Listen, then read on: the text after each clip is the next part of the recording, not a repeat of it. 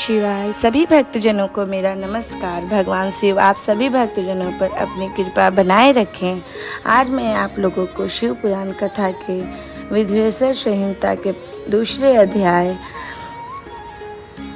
शिव पुराण का परिचय और महिमा सुनाऊंगी।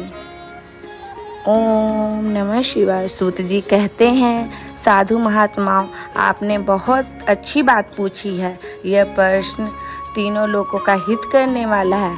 आप लोगों को स्नेहपूर्ण आग्रह पर गुरुदेव व्यास का श्रवण कर मैं समस्त पाप राशियों के उद्धार करने वाले शिव पुराण की अमृत कथा का वर्णन कर रहा हूँ। यह वेदांत का सारस्वर यही परलोक में परमार्थ को देने वाला है तथा दुष्टों का विनाश करने वाला है। इसमें भगवान शिव के उत्तम यश का वर्णन है।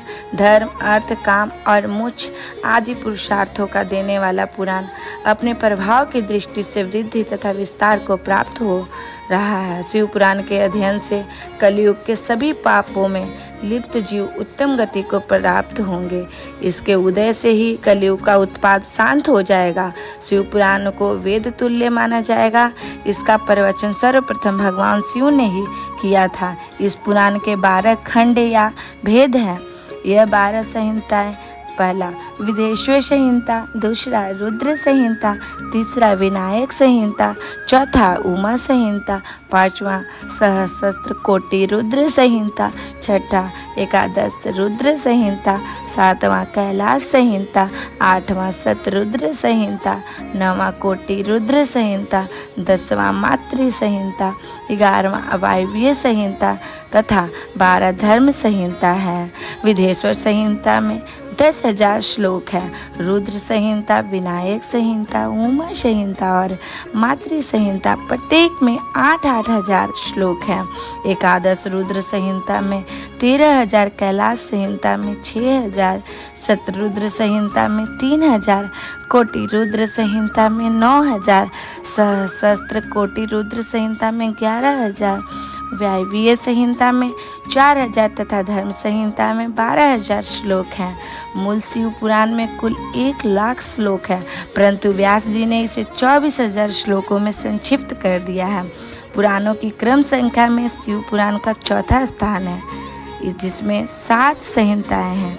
पूर्व काल में भगवान शिव ने 100 करोड़ श्लोकों का पुराणार्थ ग्रंथित किया था। सृष्टि के आरंभ में निर्मित यह पुराण साहित्य अधिक विस्तृत था।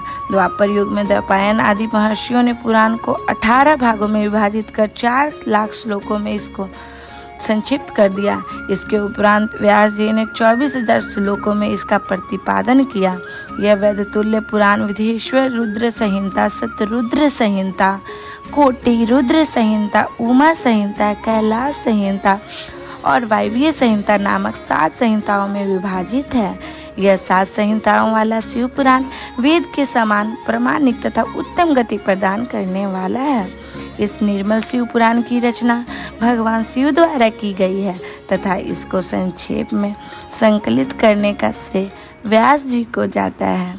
शिव पुराण सभी जीवों का कल्याण करने वाला है, सभी पापों का नाश करने वाला है। यह सभी सत्पुरुषों को कल्याण प्रदान करने वाला है।